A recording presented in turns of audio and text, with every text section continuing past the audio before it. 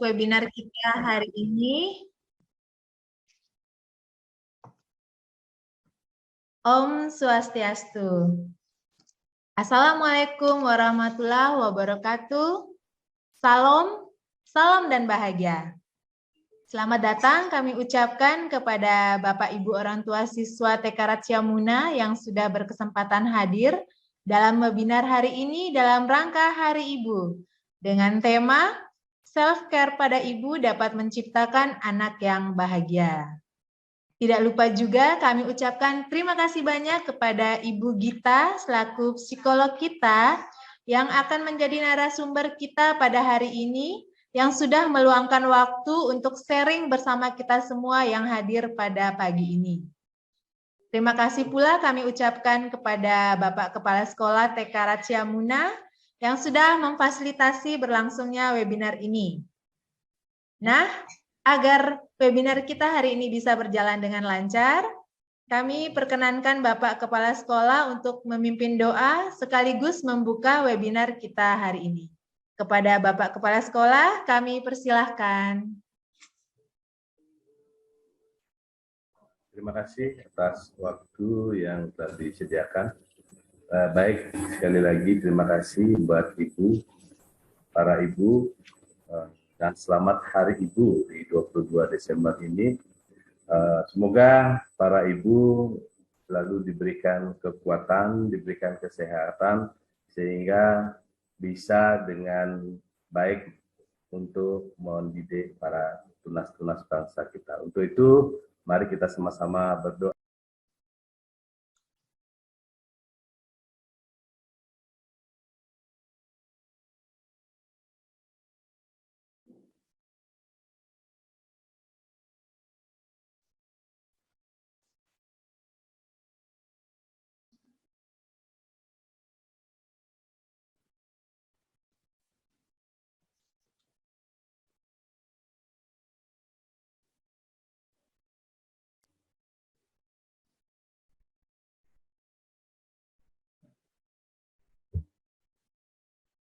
Berdoa selesai.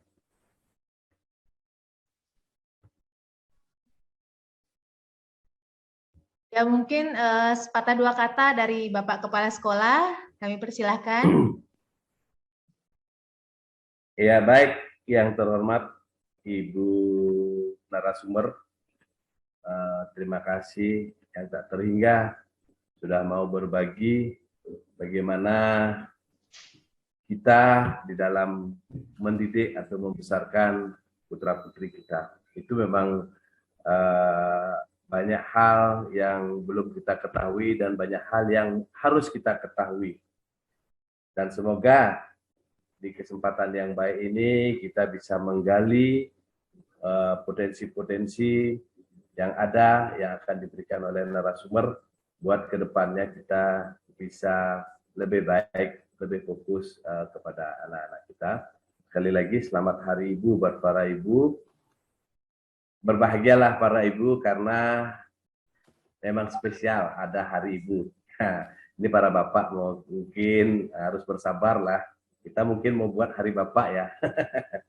Ya, tapi nggak apa-apa. Karena itulah kita ada di dunia ini karena adanya seorang ibu. Ya, untuk itu sudah sepatutnya, sudah selayaknya kita semua menghargai bagaimana seorang ibu. Karena sesuai dengan lagu yang sering kita dengar, kasih sayang yang diberikan oleh seorang ibu itu tak terhingga. Dan beliau tidak akan pernah meminta untuk dibalas. Ya, apapun semua yang beliau miliki, semua yang beliau bisa lakukan, beliau akan lakukan. Beliau akan berikan kepada kita, demikian besar kasih sayang beliau kepada kita. Untuk itu sudah selayaknya kita menghargai atau menyayangi seorang ibu. Ya, seorang ibu itu mampu, mungkin ibu-ibu yang terdahulu itu ada yang 9 anak sampai 12 anak itu ada ya. Itu seorang ibu tuh mampu membesarkan. Nah, kita yang sudah dilahirkan seorang ibu, yang sudah bersaudara 5 orang itu belum tentu kita mampu untuk menjaga atau merawat seorang ibu. Nah, untuk itulah di momen yang berbahagia ini, mari kita sama-sama berdoa, mudah-mudahan para ibu itu selalu diberikan kesehatan, selalu diberikan kekuatan, sehingga bisa menjadi ibu-ibu yang andal untuk putra putrinya. Demikian yang bisa kami sampaikan. Selamat mengikuti program ini. Mudah-mudahan bisa bermanfaat buat kita semua dalam mendidik dan membesarkan anak-anak kita. Yang sidap untuk Rama Santi. Om Santi, Santi, Santi. Om Santi, Santi, Santi. Ya, terima kasih Bapak Kepala Sekolah sudah membuka webinar kita hari ini. Ya, betul sekali apa yang disampaikan oleh Bapak Ketut tadi, bahwa seorang ibu memiliki jasa yang luar biasa. Seperti yang kita ketahui bersama, tentunya ibu-ibu sudah mengalami sendiri ya, menjadi seorang ibu itu sangatlah tidak mudah. Keberhasilan seorang anak itu tentunya sangat dipengaruhi oleh keluarga sebagai fondasi dasar pendidikan kita. Apalagi di masa Golden Age ini, janganlah kita menyia-nyiakan masa kanak-kanak kita, masa anak-anak kita. Jadi, seorang ibu yang sehat, ibu yang berbahagia tentunya menghasilkan anak-anak yang berbahagia pula. Nah, untuk itu hari ini kita akan ditemani oleh psikolog cantik kita. Namun sebelumnya izinkan saya menceritakan sedikit biografi beliau. Jadi nama psikolog yang akan mendampingi kita hari ini adalah Ibu Gita Kristiana, SPSI, MPSI, psikolog. Beliau lahir pada tanggal 11 Desember 1980 dengan pendidikan terakhir beliau adalah S2 Magister Pendidikan Unika Sugija Pranata Semarang. Pengalaman kerja beliau di Rumah Sakit Ibu dan Anak Hermina Semarang, Rumah Sakit Semarang Medical Center Semarang, dan Rumah Sakit Balimed Bali. Saat ini beliau menjadi owner di Gria Psikologi Anak Krisanti. Jadi itulah sedikit biografi dari narasumber kita. Untuk selanjutnya, waktu saya serahkan kepada Bunda Gita, Ibu psikolog kita, untuk sharing kepada ibu-ibu semua yang ada di rumah. Kepada Ibu Gita, waktu saya persilahkan. Ya, selamat pagi. Terima kasih Bu Yuni. Kembali Ibu. Oke, saya panggil apa ya? Mama-mama, parents, atau orang tua Bu Yuni biasanya, bunda-bunda? Mama. Oh, Mama. Oke, selamat pagi Mama-mama. Saya berterima kasih dulu untuk TK Ratsiamuna, untuk Pak Ketut atas kesempatannya. Dan Bu Yuni, ya, kita sudah lama tidak bertemu ya, Bu ya. Ya, Ibu, sejak corona kita tidak bisa berkolaborasi, Bu ya, gitu. Iya, sejak corona ya. Tapi pagi ini izinkan saya memberikan selamat kepada para ibu atau calon ibu atau perempuan di sana gitu ya, dimanapun berada. Selamat Hari Ibu atau perempuan. Ya, seperti Bu Yuni sampaikan, menjadi seorang ibu itu memang tidak mudah ya. Saya mengetahui kalau mudah kayaknya surga nggak mungkin di telapak kaki ibu ya. Oke, hari ini izinkan saya berbagi sedikit ya tentang bahagianya ibu itu akan menciptakan kebahagiaan juga buat anak. Nah, boleh nggak Bu Yuni, saya di sini talkative ya, jadi saya pengen ada dialog juga supaya hidup suasananya gitu ya. Bagi mama-mama yang bisa menyalakan kamera, silahkan menyalakan kamera.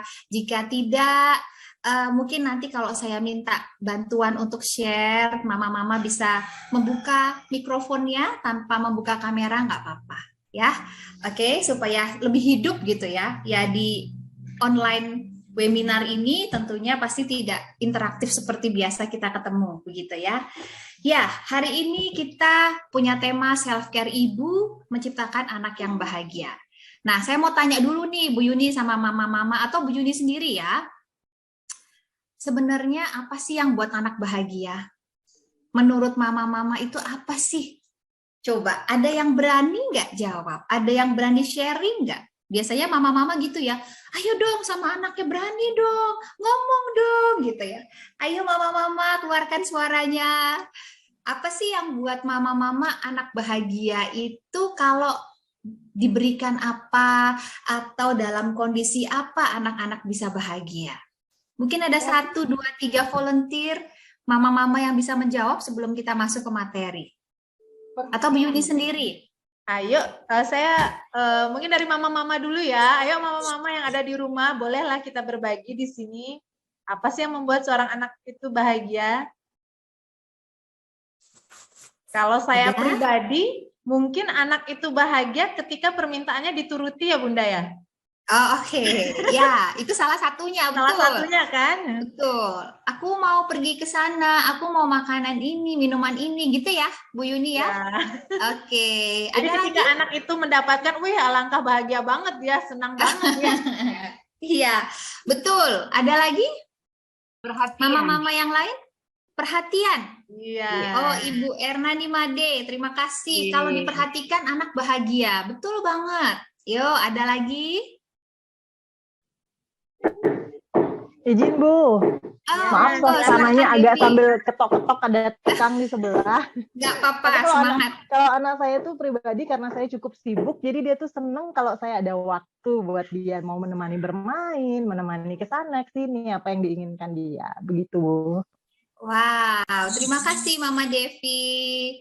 Ya, jadi ada yang menjawab anak kalau dikasih sesuatu atau mendapatkan sesuatu akan bahagia. Ada yang diperhatikan bahagia, ada juga yang ditemani. Tapi pernahkah mama-mama menyadari atau memberikan jawaban? Anak bahagia kalau ibunya bahagia, Bunda Gita. Masih jauh ya? Jauh. Makanya hari ini kita belajar nih. Ternyata kalau ibu bahagia, pasti anak bahagia. Kenapa? Yuk kita buka slide PowerPoint-nya Bu Yuni. Silahkan share screen. Nah, pernah nggak sih mama-mama atau bapak-bapak yang ada di sini, Pak Ketut mungkin pernah dengar nggak ada quote, kalau seorang ibu tuh menjadi tiang keluarga.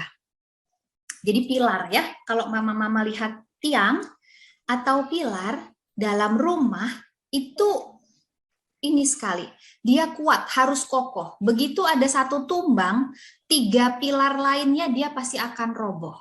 Ya, itulah secara esensial pentingnya seorang ibu yang bisa menciptakan rumah tangga itu bahagia. Ya, kemudian yang kedua ada quote juga mama-mama bahwa bahagiakan istrimu maka bahagialah seisi rumahmu, gitu ya. Kok bisa ada quote itu gitu? Saya tidak mendiskreditkan para suami atau para bapak-bapak, namun kita akan lihat dalam PowerPoint ini betapa besar dan banyak peranan seorang ibu. Nah, apakah kehebatan ibu? Yang pertama, dia mampu melahirkan anak-anaknya karena dia dipilih oleh Tuhan untuk dititipkan atau punya rahim untuk menitipkan janin. Nah, sebelum kita buka slide yang pertama, Bu Yuni bisakah kita share untuk mendengarkan atau menyimak video MAM ya. Inilah kehebatan ibu nomor 1. Oke, tunggu sebentar Bunda ya. Ya, silahkan. Ya, jadi kita akan simak video berikut. Kalau ada yang mau menyiapkan tisu boleh. Terima kasih Bu Yuni.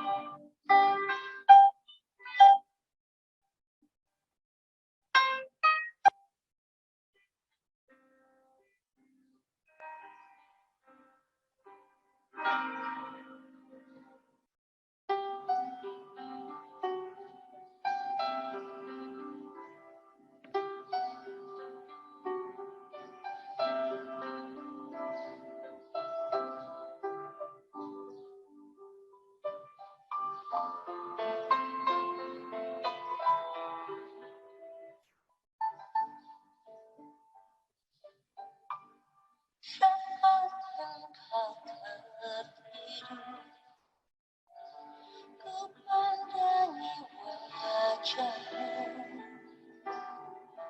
masih ingin ku mendekapmu, masih ingin ku menciummu, tak pernah sadari waktu cepat berlalu. Kini engkau menjadi besar, kini engkaulah harapanku.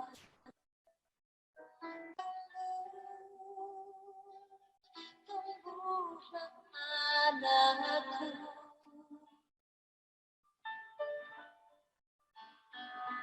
raihlah cita-citamu. Jangan pernah engkau ragu, sayang, doaku selalu bersamamu, membuat aman di hidupmu.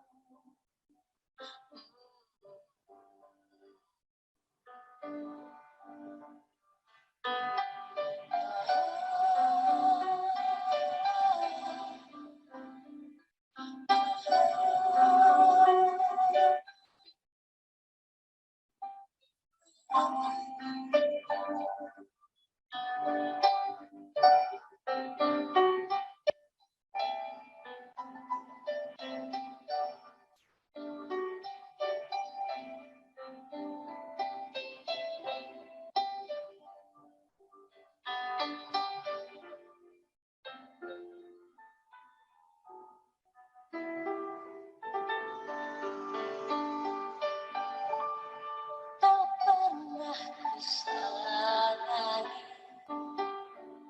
waktu cepat berlalu. Kini engkau menjadi besar, kini engkaulah harapanku.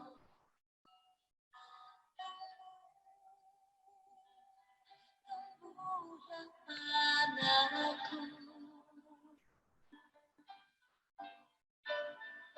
raihlah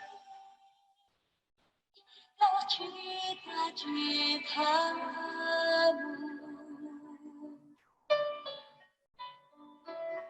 Jangan pernah engkau ragu, sayang, doaku selalu bersamamu, membuat aman di hidupmu.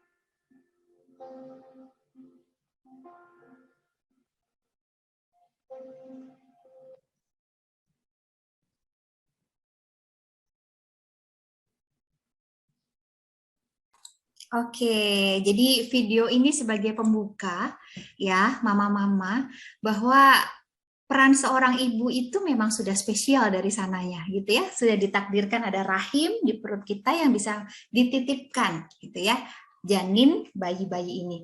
Dan tahukah mama-mama bahwa kepribadian anak itu terbentuk dari 3 bulan dia janin sampai usia 8 tahun.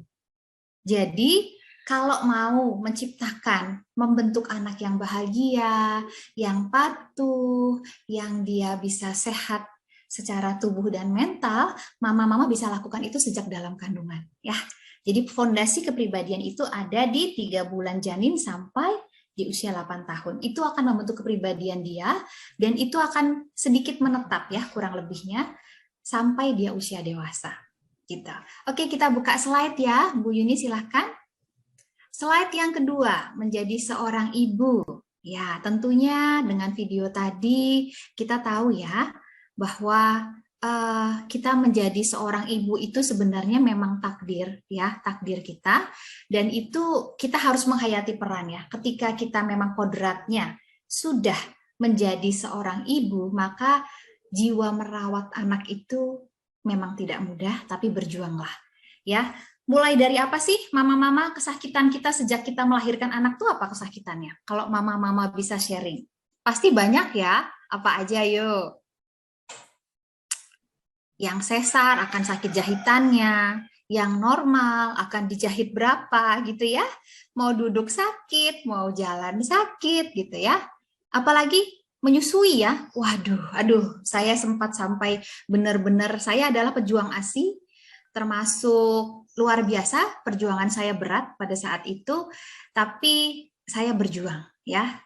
Anak saya yang ketiga itu Down syndrome, mama-mama, dia punya keterbelakangan mental, jadi struktur lidah dia itu tidak normal ya, struktur mulut, lidah, rahang, gigi itu tidak normal, sehingga untuk menyusu ya, melekat pada puting ibu itu dia sulit sekali. Jadi sampai saya harus ada selang gitu ya, saya letakkan di dekat payudara saya supaya dia mau netek. Jadi luar biasa, saya pejuang ASI gitu ya. Tapi kalau kita mau berjuang, kita menghayati peran seorang ibu, maka itu bentuk pengorbanan yang memang luar biasa. Kemudian untuk menjadi seorang ibu, kita juga harus menggali wawasan ya. Kita harus tahu informasi, pertumbuhan, perkembangan anak. Karena apa, mama-mama? Adakah sekolah orang tua? Tidak ada. Kalau kita nggak mau belajar, tentunya kita tidak bisa mendapatkan informasi yang update. Betul ya? Jadi jangan menyerah, tetap berjuang menjadi ibu yang baik menurut semaksimal yang mama-mama bisa. Oke, next slide. Nah, kita lihat nih peran ibu itu apa aja. Nah, silahkan ada yang mau membantu saya untuk membacakan berapa belas peran ibu, banyak banget ya. Makanya saya suka sekali ada stiker atau gambar super mom ya. Kalau bisa punya 1000 tangan gitu ya. Kita lagi makan, anaknya nenen, kakaknya satu minta mainan, aduh gitu ya, luar biasa. Ada mama-mama di sini yang mau membacakan? Ini sedikit banyak tentang peran ibu sebagai apa saja. Apakah bisa terlihat jelas oleh mama-mama? Ayo mama-mama mungkin bisa dibantu ditanya mama yang di rumah. Ya, bisa membacakan apa sih peran ibu, kok banyak banget dan benar apa enggak ya? Coba kita baca. Ada yang mau volunteer, sukarelawati? Nggak ada pelayannya di sini. Peran ibu sebagai pelayan kan begitu. Oh iya, betul sekali. Itu ada tambahan Pak Ketut ya. Jadi ini hanya sekelumit atau sedikit saja sebenarnya ya. Kalau tidak ada yang membaca, Bu Yuni mungkin. Bu Yuni silahkan. Bolehlah saya bantu Bunda Gita untuk membacakan peran ibu. Yang pertama sebagai seorang pendidik, contohnya seperti Bapak Ibu guru di sekolah ya. Yang kedua psikolog, perawat, koki, superhero, pelindung, panutan, akuntan, motivator, dokter, tenaga pembersih, manajer, event organizer, fashion designer, interior designer, sekretaris, sahabat, ahli perbaikan, dan pelayan. Waduh, Wah, super hebat dah ibu-ibu ini ya. Seorang luar ibu biasa ya. banyak sekali perannya. Ya, ini baru sedikit ya, Bu Yuni. Mungkin ada tambahan lagi mungkin buat mama-mama. Aku tuh apa sebagai selain pelayan ya, yang tadi ditambahkan Pak Ketut. Mungkin ada yang lain yang kita tidak bisa sebutkan karena peran kita banyak sekali gitu ya, peran ibu. Tetapi di next slide saya mau membahas sedikit. Ternyata tidak hanya peran ibu di dalam menjadi pendidik, menjadi pelindung, menjadi panutan, menjadi motivator, menjadi sahabat bagi anak, tetapi ayah juga pegang kendali sebenarnya. Mungkin next slide, Bu Yuni. Nah, kita lihat peran ibu dan ayah itu sebenarnya imbang. Saya membahas pada anak-anak saja ya, TK sampai SD. Mama-mama bisa melihat ya, usia anak 0-1 tahun, memang ibu itu sebagai perawat utama. Tapi ayah juga sebagai pengasuh, ya. Jadi bukan udahlah biar ibunya aja semua, kan nenek dari ibunya gitu ya. Tapi sebenarnya seorang ayah itu berperan sebagai pengasuh.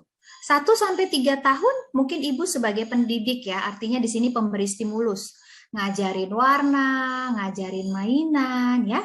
Tapi ayah itu bukan tidak ada perannya. Di usia ini ayah juga berperan sebagai motivator dan pelindung. Jadi banyak sekali kalau mama-mama mau lihat, inilah peran ibu dan ayah. Kan buat anaknya berdua, jadi ngasuh anak juga berdua gitu ya. Dan sepengetahuan saya ya, bahwa Tuhan itu sudah menggariskan peran-peran ibu dan ayah ini mereka tidak bisa saling digantikan, saling terganti itu nggak bisa.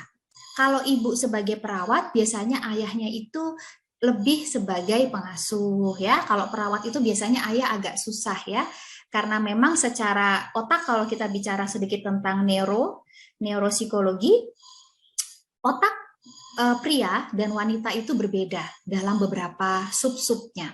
Sehingga memang untuk para ibu itu lebih dikaruniai otak-otak yang jalurnya itu lebih rumit. Sehingga kita bisa dibilang bisa multitasking. Apa itu multitasking? Ya tadi punya 1000 tangan. Itu seorang ibu bisa melakukan itu. Coba kalau seorang suami kita atau ayah, dia kalau sudah pegang HP, dipanggil aja nggak dengar. Dia nggak.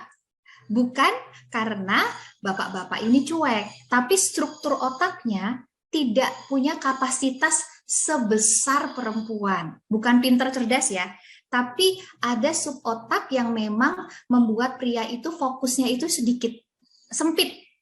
Ya, jarak pandangnya itu sempit. Fokusnya dia terlalu banget ya. Kalau perempuan enggak. Jadi kadang-kadang ketika dia makan saja bisa berpikir angkat jemuran, itu yang tadi belum diberesin gitu ya. Itulah memang otak struktur dari seorang ibu ya. Jadi di sini mama-mama bisa paham bahwa peran ibu dan ayah ini memang sebenarnya imbang. Jadi kalau peran ibu itu terlalu banyak diambil, ibu-ibu akan burn out. Nanti kita akan bahas. Oke. Next slide, Bu Yuni. Nah, kita akan bahas nih, apa sih sebenarnya? Saya akan membahas bagaimana seorang ibu itu rentan stres. Ngerasain nggak sih? Mama-mama dikit-dikit stres, terus gejalanya stres apa? Nanti saya bahas. Oke, kita bahas satu-satu. Ketika seorang ibu berperan, dia akan memilih 2 peran biasanya, apakah menjadi ibu rumah tangga atau wanita karir. Dan ini tidak ada yang salah, tidak ada yang betul. Hanya ini sebuah pilihan yang memang harus dipertanggungjawabkan dan ada konsekuensinya. Problema ibu rumah tangga apa aja sih? Ya, dia seringkali dihakimi. Kamu tuh ya anakmu nakal, ibu yang salah. Anakmu tidak betul, ibu yang salah. Anaknya kurus, kamu sebagai ibu tuh gimana? Nggak tahu ya cara mencari gizi yang seimbang buat anak. Dia sering dihakimi. Ya, kemudian dia tidak mendapat pengakuan. Kamu tuh apa? Wong di rumah aja, gitu ya. Saya keluar Jawanya, ini memang saya dari Jawa ya. Jadi kalau orang Jawa bilang, kowe iki nang omah ngapain aja? Kamu tuh di rumah ngapain aja sih? Paling kayak gitu-gitu aja. Wong kerjaannya cuma ya masak, nyapu, ngepel gitu ya. Halo, gitu ya. Para pria atau para suami, pekerjaan ibu rumah tangga tuh SK-nya langsung dari Tuhan loh. Itu terhormat sekali menurut saya. SK-nya bukan dari manusia loh. SK-nya itu langsung dari Tuhan. Dia ditakdirkan mengempu anak, ya, mengasuh anak, dia menjalankan semua aktivitas rumah tangga, ya, opsi yang terakhir, dia melakukan semua pengorbanan pengabdian dia di rumah. Dan 24 jam itu tidak cukup. Ya, sedikit banget waktu untuk me time. Ini saya mau sharing sedikit nih. Mama-mama saya pernah menjalankan 3 peran ya. 3 peran itu yang pertama saya menjadi ibu rumah tangga full. Saya di usia anak saya 2 tahun itu selalu saya di rumah, saya resign. Saya tidak pernah bekerja untuk anak-anak saya. Jadi saya membuat diary buat anak saya membuat clipping foto-foto mereka, seperti itu ya. Kemudian yang kedua, saya pernah menjadi wanita karir. Dari pagi sampai sore sampai malam saya bekerja. Tapi yang ketiga, saya menikmati yang sekarang saya putuskan, yaitu menjadi part-timer. Ya, saya punya geria psikologi anak sendiri, saya pun jadi ibu rumah tangga. Sehingga menurut saya nih, inilah kondisi ideal bagi seorang ibu buat saya. Jadi saya bekerja hanya setengah hari. Nah, mama-mama tentunya dengan problema ini kita tahu bahwa sangat amat rentan stres ya. Mama-mama karena dia sering dihakimi, sedikit waktu untuk me time, mengerjakan seluruh aktivitas rumah tangga. Bahkan saya ingat kita itu me time kita untuk ke kamar mandi saja, ya maaf ya, kita ngomong terbuka ya. Kita mau ke kamar mandi saja, mau pup, mau BAB, buang air kecil, itu kadang-kadang saya bawa anak saya ke kamar mandi loh. Dan ini saya yakin mama-mama juga mengalaminya, bener nggak? Bener nggak? Bunda, apalagi ketika kita masih punya anak bayi ya. Iya, betul. Kamar mandi aja, aduh susah. Mau Saya ada masak. fotonya loh dokter. Kenapa? Saya ada fotonya nggak bisa ngajak. Sampai Ada di di kamar mandi. Luar biasa. Bahkan yang asik tuh gini ya, mama-mama kita lagi makan nih pakai tangan, nggak pakai sendok. Lagi makan, anaknya pupup. Saya pernah itu Bunda, lagi Nah, makan kan? jajan anaknya pu sampai saking cepet-cepetnya ini tangan loh masih bau. Itulah problema ibu-ibu ya. Pokoknya kita sudah nggak punya rasa lah. Ya, tapi itulah ya kenapa surga ada di kaki ibu, dan itu ya sebenarnya ya quote-nya. Oke, kemudian tidak hanya ibu rumah tangga ya. Next slide Bu Yuni. Kalau sebagai wanita karir tentunya dia juga punya kecenderungan untuk stres juga ya. Karena tekanan waktu di mana dituntut, ayo kamu bekerja jam sekian, ada tugas dari pimpinan, ada tugas sebagai teamwork dan lain-lain. Itu menjadi akan stres juga.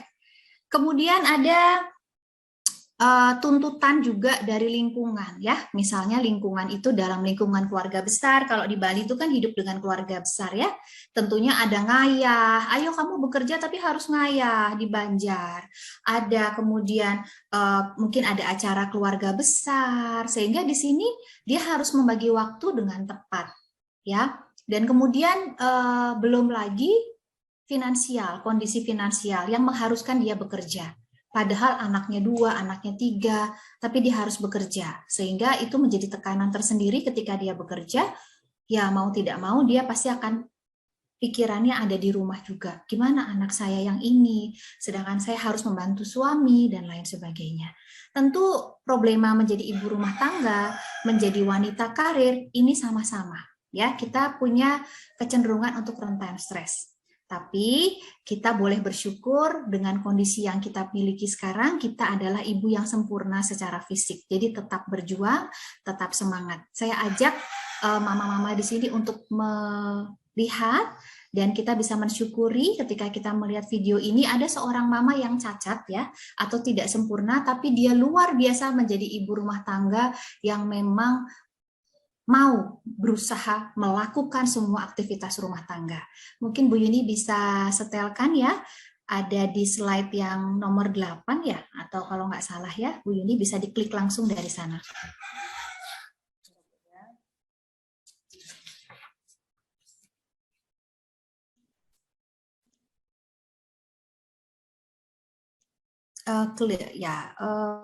dua terakhir ya Bu Yuni ya. Video motivasi Ini ya, dua terakhir. Ya, oke, silahkan diklik. Silahkan mama-mama saksikan video motivasi ini. Very beautiful. She impresses me just with her personality, her beauty, and just the way she carries herself.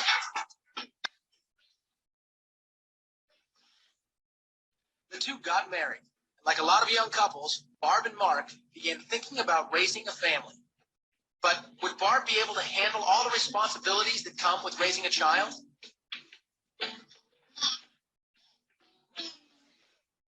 I had a lot of concerns. I knew I could take care of them. I mean, I spent most of my teenage years babysitting other people's kids, so I knew I could, but I had never really taken care of a newborn 24/7. You know, it's rough. Did that tickle? There's nothing rough about this amazing young mom. She uses her incredible dexterity to handle the most delicate tasks with tender, loving care. I can pretty much do anything, just about anything with my feet that you can do with your hands.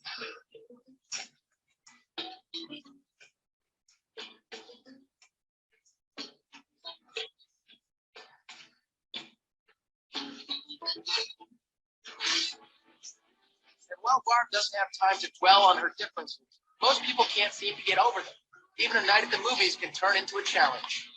I get some strange reactions when to the movies, and handed my ticket to the guy, and he didn't want to take it. He didn't want to touch my foot. Barb has tried prosthetic arms, but found that they only get in her way. And while she's comfortable without them, there are special considerations when using your feet, like hands. If I'm going to be walking around outside and then I'm going to eat, of course I'm going to go wash my feet first.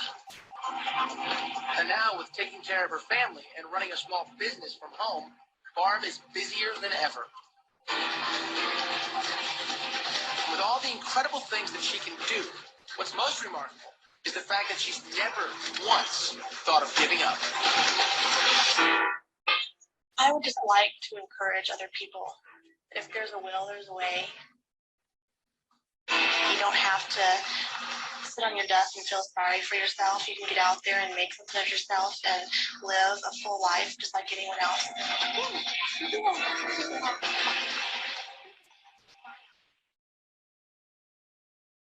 For what I saw. Oke, bagaimana setelah kita menyaksikan video ini? Apapun peran kita sebagai ibu rumah tangga atau wanita karir, tentunya kita bersyukur bahwa secara tubuh kita itu sempurna, ya. Kalaupun ada mama-mama yang kekurangan, tentunya itu menjadi suatu inspirasi kita tetap bisa menjalankan profesi ibu kita dengan baik, ya. Nah, sekarang kita masuk ke intinya nih. Yuk, next slide, Bu Yuni. Nah, wanita itu rentan stres, makanya hari ini kita belajar bagaimana supaya kita terhindar dari stres, supaya kita bahagia dan anak kita juga akan bahagia, bahkan seisi rumah kita. Ya, kita sebut parental burnout. Apakah parental burnout? Ya, parental burnout ini adalah suatu keluhan yang disebabkan oleh paparan stres terus-menerus kita sebagai orang tua, baik sebagai ibu ataupun ayah. Tetapi kita bahas hari ini ibu, maka kita spesial untuk membahas tentang peran ibu. Benar nggak sih? Kadang kita kelelahan fisik, mental, emosi, dan itu kalau kita biarkan, parents, kita pasti akan bisa depresi. Ya, saya pernah lihat video TikTok atau Reels ya, seorang ibu yang nangis-nangis. Pernah nggak mama-mama lihat? Nangis ketika dia mengempu anaknya. Jadi dia pakai daster, kemudian dia menangis, menyeka air mata, anaknya menangis, ya dia juga menangis gitu. Bahkan ada yang baby blues dan lain-lain. Ya, ini adalah kecenderungan memang peran sebagai ibu itu rentan stres ya. Terlalu banyak tadi peran yang kita ambil. Kalau pasangan kita tidak memahami, tentunya itu menjadi stresor buat kita. Next, ciri-cirinya apa sih sebenarnya Bunda Gita? Kalau kita bilang kita stres apa enggak sih? Ini, kita baca sama-sama ya. Ini adalah ciri-ciri kalau stres. Kadang-kadang kita merasa nggak pantas jadi orang tua. Aduh, anakku nakal, kalau orang bilang gitu. Anakku nggak nurut sama aku, jadi aku kok nggak pantas jadi orang tua ya. Aku tuh bukan orang tua yang baik ya. Ibu yang baik, aku tuh bukan ibu, apalagi dihakimi. sama mertua, sama ipar. Kamu loh, seorang ibu kok bisa begitu? Wah, tambah dia drop. Apalagi ciri-cirinya, dia seringkali melampiaskan emosi kepada anaknya. Kalau dia lagi nyebeng, marah sama anaknya, sama suami, itu dilampiaskan ke anaknya, nggak tahu apa-apa. Padahal anaknya cuma nanya, mama, aku lapar. Ntar dulu, kenapa sih? Tunggu dulu, sebentar. Nah, padahal jengkelnya sama suami. Suami ini kok main HP aja, misalnya, ya, bener nggak? Main game aja gitu ya. Nah, kemudian apalagi ciri-cirinya? Dia merasa bahwa yang dilakukan itu selalu salah. Ada mertua mungkin yang menuntut ya, kamu tuh anakmu tuh diperhatikan makannya gitu. Oke, setelah diperhatikan, beli snack atau makanan yang premium supaya gizinya bagus gitu ya. Boros sekali dikasih makan gitu, kasihlah makan yang murah. Jadi dia merasa serba salah. Aku A salah, B salah, aku harus ngapain gitu ya. Kemudian ciri yang lain adalah merasa tidak lagi dihargai sebagai ibu, ayah, istri maupun suami. Ya, jadi seringkali mungkin orang lain merasa bahwa nggak usah didengerin ibumu tuh kayak gitu, jahat dah ibumu, apa yang kamu mau nggak dikasih, rela ibumu tuh dengar kamu nangis-nangis, gitu ya. Jadi dia sudah mulai merasa, aku nggak dihargai loh Bu Gita, sebagai seorang ibu. Aku dibilang jahat karena anakku minta es krim setiap hari, aku nggak bolehin. Nah, misalnya gitu. Kemudian apalagi tumbuh rasa kesal, benci sama anak. Gara-gara kamu tahu, ibu dimarahin sama mertua. Gara-gara kamu tahu, ibu dimarahin sama papamu. Wah, udah mulai seperti itu. Kemudian mulai dia menjauhkan diri dari anak dan anggota keluarga. Dia mulai sibuk keluar rumah. Dia mencari pelampiasan, dia mencari pelarian supaya dia tidak di rumah. Dan bahkan ada banyak wanita yang memutuskan menjadi wanita karir itu bukan membantu suaminya. Tapi klien-klien saya lari dari rumah supaya tidak puyeng di rumah. Gitu. Itu pelarian yang positif. Tapi apakah kita harus berlari terus dari masalah gitu ya? Oke, next slide. Bu Yuni. Lalu setelah itu saya mau sharing sedikit, kita masuk ke intinya. Lalu bagaimana Bunda Gita supaya kita nggak stres? Kan kita punya 1000 tangan tuh, dan kita memang takdirnya secara kodrat kita memang sebagai pilar rumah tangga. Lalu kita harus ngapain? Mari para ibu, mama-mama, kita punya self-care. Saya mengajak mama-mama untuk self-care. Apa itu self-care? Ini adalah sebuah tindakan, ya, baik secara fisik, emosi, relasi, ataupun profesional edukasi, kesejahteraan spiritual yang mencerminkan kita menjaga diri. Intinya self-care ini adalah kita merawat diri. Boro-boro merawat Bunda Gita, kalau udah lahiran ini rambut entah kemana gitu ya. Mau kadang-kadang mandi nggak sikat gigi, udah anaknya ngoek-ngoek gitu ya. Boro-boro deh ya, mau gincuan, lipstikan, boro-boro gitu. Itulah keluhan para istri, para ibu. Yang penting anakku ganteng, cantik, ya, kenyang gitu. Emak-emaknya dasteran sampai robek-robek itu nggak apa-apa. Gitu ya Bu Yuni ya. Ya, jadi saya mengajak mama-mama habis ini kita latihan bagaimana self-care, dan tujuan self-care ini ada 2. Yang pertama adalah kita connect terhadap diri kita. Kalau kita sayang sama diri kita, mama-mama, kita bisa menyebarkan cinta kasih yang lebih luas ke orang lain. Contohnya apa? Kalau kita punya teko gitu ya, teko ini harus penuh air dulu sebelum kita sharing kepada yang lain. Benar nggak? Teko ini harus penuh air positif dulu, baru kita bisa menuang air ke anak-anak kita ataupun pasangan kita. Sehingga self-care, merawat diri ini sangat penting untuk kita mengkoneksikan ke diri kita sendiri. Oke, nanti saya sharingkan di terakhir ya, kita akan praktek bersama-sama. Jadi kita bisa mengatakan terima kasih Gita, ini saya ngomong sendiri sama diri saya. Terima kasih Gita, kamu sudah berjuang hari ini, bagaimana kamu mengatur waktu, anak-anakmu sudah makan, sudah mandi, dan kamu bisa mengisi webinar, itu apresiasi kepada diri kita. Ya, kemudian self-care ini selain kita itu mengkoneksikan lebih intim terhadap diri kita. Yang kedua adalah membuat kita rileks. Kalau kita rileks, hormon oksitosinnya itu keluar, maka kita akan menjadi pribadi yang lebih kalem, yang lebih sabar, yang lebih tenang. Dan tentunya pasti bahagia. Oke, nah apa aja nih kita latihan untuk self-care? Kisi-kisinya apa? Next slide Bu Yuni. Nah, lakukan yang cocok yang mana ya mama-mama. Ada menulis jurnal syukur. Kebetulan saya orang yang dari SD suka nulis diary. Ya, jadi bisa mama-mama menuliskan setiap hari 5 syukur. Oke, mungkin hari ini saja kita coba cek. Mama-mama ada yang mau sharing nggak? Bisa nggak mengucap 3 syukur setiap hari? Atau khususnya hari ini saja hari Ibu? Apa ucapan syukur mama-mama? Ayo dong sharing. Ayo, Ada mama-mama yang mau sharing? kita sharing-sharing di sini. Ayo, saya mengucap syukur hari ini karena saya dulu ya mungkin ya. Saya mengucap syukur karena hari ini saya bangun dalam kondisi sehat. Ya, saya bisa duduk, saya bisa nyuci piring, saya bisa masak nasi. Itu karena saya sehat. Yang kedua, saya bersyukur saya diberikan puisi dan anak saya menyanyi lagu Bunda dan dia memberikan kayak video gitu ya yang mencerminkan rasa syukur dia dan bangga dia terhadap ibunya. Itu saya bersyukur punya anak seperti itu, romantis gitu ya. Dan yang ketiga, saya bersyukur saya bisa duduk di sini bersama TK Ratsyamuna untuk bisa sharing. Nah, itu 3 syukur saya hari ini. Ayo ada satu mama, siapa yang berani speak up? Apa rasa syukur hari ini? Ayo kita berlatih. Ada yang mau sharing? Mama ditunggu dong sharingnya Mama. Mama Ica, ada Mama Tuadi, ada Mama Sirin. Ada? Mungkin awal-awal sulit loh Bu Yuni, saya juga dulu begitu. Syukur tuh apa? Kita nggak sadar bahwa dengan kita itu menyebutkan syukur, itu ada energi positif di sana.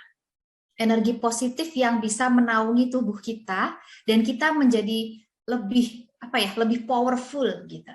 Jadi itulah mengapa di dalam klinik anak saya, selalu para guru, para terapis, sebelum mereka menghandle melayani anak-anak, Bu Yuni, mereka selalu saya ajari untuk mengucap syukur 3 hal saja.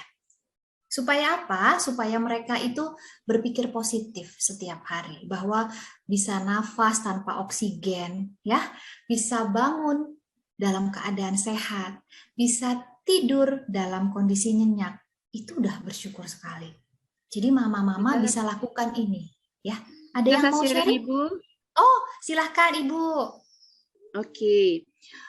Oke, pertama saya baru bangun di tempat tidur. Pasti baru bangun, saya bilang sama Tuhan, terima kasih Tuhan udah memberi kesempatan kepada saya dan anak-anak saya untuk menikmati hari ini dalam walaupun keadaannya saya akan jalanin. Udah baru bangun, saya lihat sudah aktivitas sudah mulai. Yang kedua, saya melakukan biasa seperti orang Bali, kita melakukan persembahyangan. Kita selalu berdoa. Semoga di hari ini semua anak-anak saya maupun anak dari saya dan anak-anak yang saya asuh di rumah, mereka semua sehat. Dan ketiga, sama lebih dari dokter dah. Anak saya pertama dan kedua mengucapkan Happy Mother's Day kepada saya. Sirin memberikan saya gift. Saya cukup bangga kepada kedua anak saya. Terus yang terakhir, saya mendapatkan kabar baik untuk anak-anak saya yang saya didik di rumah. Karena saya seorang dibilang guru juga tidak, Bu Dokter. Ya, saya asuh anak-anak yang sudah besar, yang mau siap ke kapal pesiar, itu ada 10 orang di rumah Ibu. Itu saya juga, kadang-kadang ya, akhir ini karena stres, karena anak-anak saya semua harus medical, saya kayak bagaimana ya, anak-anak itu harus medical dan harus mengeluarkan biaya ya. Dan saya harus membantu dari mereka yang tidak ada punya biaya, Bu Dokter. Tapi tetap saya semangat untuk selalu bersyukur. Setiap menit saya selalu mengatakan syukur kepada yang di atas. Itu aja, Bu Dokter. Wow, terima kasih Mama Erna ya. Ernani Made. Wah, terima kasih. Mamanya Sirin itu. Oh, mamanya Shirin. Aduh, Mamanya terima kasih Shirin. sekali. Jadi itu yang bisa kita latih. Kalau bisa nih, Mama, rasa syukur ini bisa kita ucapkan, kita panjatkan. Satu, di momen bangun pagi atau mau tidur malam. Kenapa Bunda Gita kok mau tidur? Entah tidur bangun pagi atau mau tidur malam. Kenapa fase-fasenya mendekati tidur? Karena gelombang theta, gelombang kedamaian dan ketenangan itu terjadi di dua momen. Momen kita mau tidur atau bangun tidur. Makanya kalau saya sharing sama klien saya, ada fase hypnoparenting yang orang tua bisa lakukan untuk membentuk apapun harapan parents kepada anaknya. Jadi lakukan rasa syukur ini. Kalau males nulis ya, atau tidak suka menulis, tidak apa-apa, kita ucapkan saja secara verbal. Terima kasih Tuhan, hari ini saya bangun, bla bla bla. Atau pas mau tidur, terima kasih Tuhan, hari ini saya sudah berjalan, ini. Yang sudah saya prediksikan atau tuliskan, semua berjalan dengan baik. Ini sangat amat baik untuk jiwa kita sebagai bentuk self-care, merawat diri. Yang kedua, olahraga apapun olahraganya, dan dianjurkan 15-30 menit kita punya me time loh untuk olahraga. Hanya stretching ya, hanya workout yang ringan saja, itu sangat dianjurkan ya.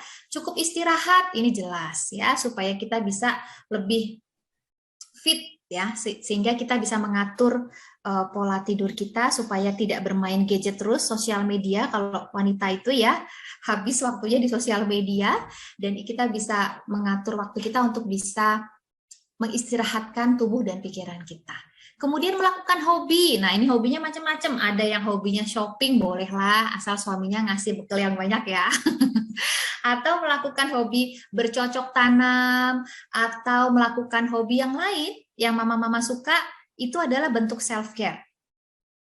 Kemudian sosialisasi ya, banyak wanita rumah tangga terutama join ya di grup arisan, makan sama-sama, itu hal yang bagus. Ketika kita sharing dengan sesama wanita, ini berbeda dengan kita sharing dengan suami. Kembali lagi kita bicara masalah kapasitas memori dan otak. Kalau laki-laki 15-20 menit itu udah jengah, udah nggak kuat dengerin kita ngomong, gitu, dia nggak kuat ya, karena memang kapasitas otak memorinya memang dia lebih sempit ya. Kalau para wanita, dia cenderung bisa lebih empati, bisa lebih memahami kita, dia punya jangka waktu yang lama loh, mama-mama, untuk kita bisa dengerin. Coba deh mama-mama perhatikan, sejak kita remaja sampai sekarang ya, ada teman yang curhat, pasti kita betah dengerin, bener nggak? Oh gitu ya, kok kamu gitu sih, gitu. Ya itulah memang wanita. Jadi memang dianjurkan untuk sosialisasi dengan teman-teman wanita. Kalau pria itu memang dia beda ya, struktur kapasitas otaknya dengan para wanita. Kemudian yang terakhir adalah meditasi. Ini yang mau saya ajarkan, kita mau latihan fokus nafas. Jadi meditasi ini, next slide ya Bu Yuni, jangan pernah beranggapan bahwa meditasi ini ada banyak mitos ya. Saya bukan guru meditasi, tapi saya rutin melakukan meditasi ya, dan saya lakukan itu di momen yang paling bagus itu adalah pagi. Setelah bangun tidur kita meditasi sejenak. Itu gelombang delta pada subuh hari jam 5 pagi, itu ketemu gelombang delta bumi. Jadi ini bertemu dan ini menghasilkan sebuah energi atau vibrasi yang positif buat kita. Lagi-lagi buat kita, namanya self-care ya untuk kita. Supaya kita hidup sehat, sehingga kita bisa berbagi cinta kasih kepada yang ada di rumah, terutama anak-anak kita. Ya, jadi meditasi ini sebenarnya hanya fokus di nafas, mama-mama. Mari kita akan latihan ya setelah ini. Jadi meditasi itu tidak harus posisi duduk, tidak. Jadi seperti gambar ini adalah bagian dari kegiatan yoga. Kita bisa pranayama gitu ya, pernafasan perut gitu. Kita tidak harus posisi duduk kalau kita sedang mau meditasi ya. Meditasi di sini lebih yang simpel saja. Kita tidak mencapai tujuan apapun selain tenang, damai. Itu saja tujuan meditasi yang akan saya ajarkan. Jadi kita fokus di nafas, kita tidak mengosongkan pikiran. Banyak para ibu yang terapi dengan saya, Bu Gita saya nggak bisa meditasi, pikiran saya kemana-mana, kadang ada sekilas suami yang sedang marah, ada sekilas anak yang sedang nangis, nggak apa-apa. Coba deh, pikiran kita itu nggak bisa kosong, mama-mama. Benar nggak, Bu Yuni? Kalau kita tidak meninggal, garis otak kita itu tidak flat. Ya, kalau kita meninggal baru tut flat. Artinya tidak ada pikiran sama sekali di dalam otak kita. Tapi semasih kita menghirup nafas, maka pikiran itu tidak mungkin kosong.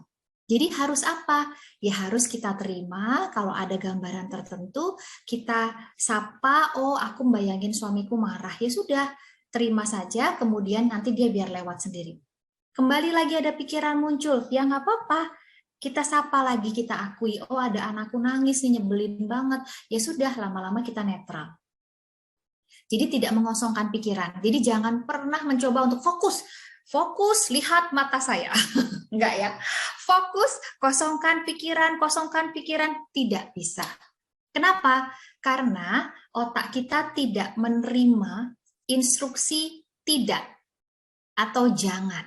Ya, jangan dong bayangin suami saya, nggak bisa. Coba Bu Yuni dan mama-mama. Kalau saya bilang, ayo Bu Yuni, mama-mama, jangan berpikir atau bayangkan kucing hitam. Jangan dibayangin ya. Bu Yuni bayangin nggak kucing hitam? Kucing hitam terbayang karena itu kalimat terakhir. Kalau saya bilang jangan ya, bayangkan, malah kebayang. Iya. Iya. Jadi kalau kita bilang jangan, itu otak itu nggak bisa nerima kata-kata tidak atau jangan. Lebih baik maunya kita apa? Bu Yuni bayangkan kucing putih. Selesai. Jadi bukan jangan bayangkan kucing hitam, tapi bayangkan kucing putih ya Bu Yuni, pasti langsung kucing putih gitu ya. Jadi iya. Jadi jangan coba-coba memerintahkan otak kita untuk kosong, ya. Kemudian yang ketiga adalah kita boleh dalam posisi tiduran ya atau rebahan, atau kita duduk tapi asal tidak bersender seperti tidur ya. Dan tidak mengerjakan kegiatan yang butuh fokus. Misalnya, Bu Gita saya latihan meditasi loh pas nyetir, ya nggak mungkin. Karena itu butuh fokus gitu ya. Bu Gita saya meditasi sambil buat laporan, ya nggak mungkin. Karena itu butuh fokus. Sehingga latihan nafas, meditasi yang simple ini adalah fokusnya di nafas. Kita memperhatikan masuknya udara, hirup, lalu keluarnya udara. Boleh dari lubang hidung keluar lewat hidung, atau lubang hidung keluar lewat mulut boleh. Ya, kalau hidung ke hidung berarti kita tarik nafas, inhale, exhale-nya keluarkan hidung. Ya, kalau lewat hidung dan mulut, maka inhale pakai hidung, tarik nafas, exhale-nya pakai mulut. Ya, kita akan coba ya, Bu Yuni. Yang boleh bisa membuka kamera, silahkan kita mau belajar. Ya, silahkan kita mau belajar untuk latihan nafas. Ini bisa dilakukan tidak usah lama-lama. 1 menit, 2 menit setiap hari. Ini sangat amat membantu kita untuk lebih kalem, supaya ini kita tidak mudah stres sebagai seorang ibu. Yuk kita latihan dulu sebentar ya, Bu Yuni. Oke. Ayo mama yang di rumah juga ditunggu ya, dibuka videonya karena ini akan terekam. Mungkin share screen-nya ditutup dulu ya, Bu Yuni ya. Boleh supaya kita bisa melihat. Oke. Ya, oke. Nah, kita akan fokus di nafas ya. Mama-mama bisa, kadang-kadang ibu-ibu tuh karena kompleksitas kapasitas otaknya, sehingga seringkali kita pikirannya banyak ya. Jadi kita bisa bantu dengan musik. Habis ini saya akan dengarkan musik, saya akan setel musik relaksasi. Nanti mama-mama kita akan berlatih, gerakannya cuma simple aktivitasnya, cuma tarik nafas, hembuskan nafas. Yuk kita coba inhale, berarti tarik nafas. Tarik nafas itu kita pernapasannya perut. Pernapasan perut itu ketika kita menarik nafas, perut kita gendut, mengembang. Wah, Bu Gita perut saya tebel, sama. Ya, kalau emak-emak kan gitu ya. Aduh, perut saya tebel, Bu Gita, nggak masalah gitu. Jadi kita kembungkan perut kita. Ya, kita tarik nafas oksigen yang gratis dari Tuhan ini. Kita tarik nafas, kita hembuskan keluar pelan-pelan. Ya, tarik nafas lagi, kita pakai pernapasan perut. Jadi dadanya tidak bergerak sekali. Kalau kita pakai pernapasan dada seperti ini. Nah, kalau pernapasan dada, dia cenderung lebih singkat. Ya, lebih singkat ya. Tapi kalau kita pakai pernapasan perut, kita pegang perut kita ya, pakai tangan kita pegang. Ketika kita menarik nafas, maka perut kita besar. Tarik nafas yuk, inhale. Besar, membuncit, lalu exhale, keluarkan. Kempes. Ya, inhale. Tarik nafas, kempeskan.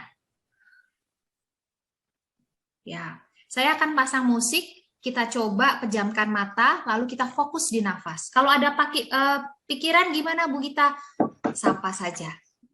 Biasa saja, diakui saja. Oke, saya akan pasang musik, semoga bisa terdengar. Mama-mama boleh melakukan ini dengan bantuan musik juga ya. Kedengeran ya, Bu Yuni? Dengar, oke. Kita pejamkan mata kita. Cari posisi yang enak. Boleh duduk di lantai, misalnya kalau nanti pas kita latihan. Boleh juga duduk di kursi, boleh bersandar, asal tidak tidur. Ya, kita coba pejamkan mata kita sekarang. Kita nikmati alunan musik ini. Kita ajak diri kita untuk bisa berkoneksi terhadap inner kita ya, dalam kita.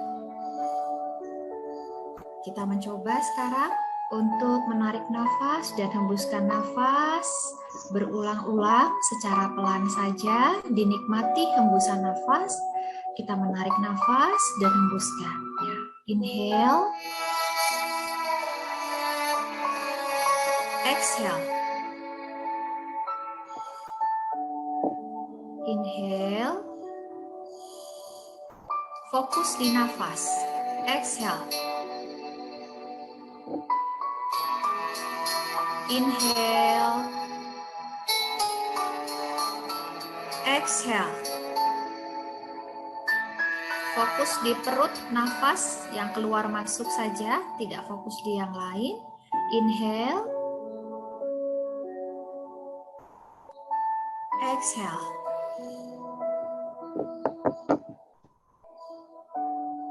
Inhale. Exhale.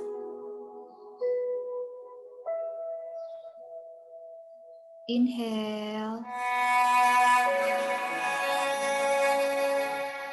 Exhale. Sekali lagi, kita semua relax ya. Inhale. Exhale. Kita buka mata kita perlahan.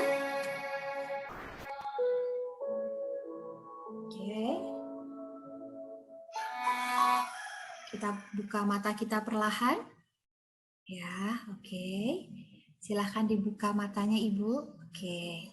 Bagaimana rasanya? Walaupun cuma berapa detik. Ada yang mau sharing? Ibu G. Ari, Ibu Erna lagi, atau siapapun yang mau sharing? Latihan barusan, mungkin ada yang sudah pernah melakukannya juga, ada yang belum juga. Maaf Ibu Dokter, kalau saya di pagi hari, spesial hari sih saya ambil seperti Ibu. Kalau memang waktunya bagus, saya sering melakukan yoga cahaya. Oke. Ya, itu yang sering saya lakukan, yang membuat hati saya tenang, Betul. damai, keep calm, don't stress yourself like that. Iya, Karena betul. seperti pembicaraan saya tadi, karena banyak anak-anak harus menguasai sedikit emosinya. Betul sekali, Bu Erna setuju. Saya pun sebagai psikolog dan terapis ya, itu stresnya luar biasa. Kalau ada klien baru saya bisa digigit, saya bisa ditendang sampai biru-biru ya. Kalau kita tidak pandai-pandai mengatur kekaleman kita, benar ya Bu Erna?